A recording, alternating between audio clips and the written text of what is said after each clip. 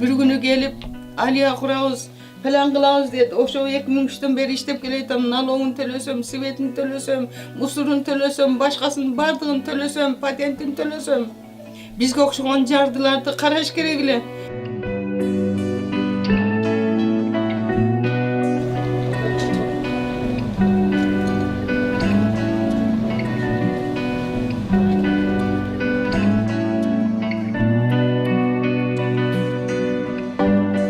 Biz kayda barabız. Bargıla bazar любой точкасына бара, тоқ базарға баргыла, шайт төбөгө баргыла, чычкан, эмне саткан, элемен жакка өткөлө дейт. Жергиликтүү бийликке каршы чыкпайбыз. Бирок биздин мүдөнү ким угат?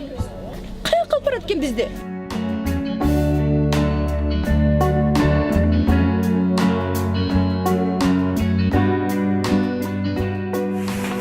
Бул 100% негиздүү десем болот. Себеби дегенде аталган жер тилкеси бул атайын жашылдандырууга арналган жер тилке. Соода түйүндөрүнүн мыйзамдуулугу убактылуу, шаардык мэрия менен гана келишим түзүп иштешет. Ал жерде атайын милдеттенмелери бар.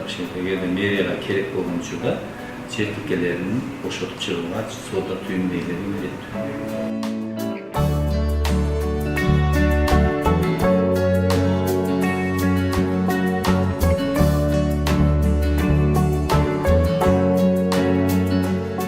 Аларга башка жерден жай берүү, башка маселелер азырынча такталып атат.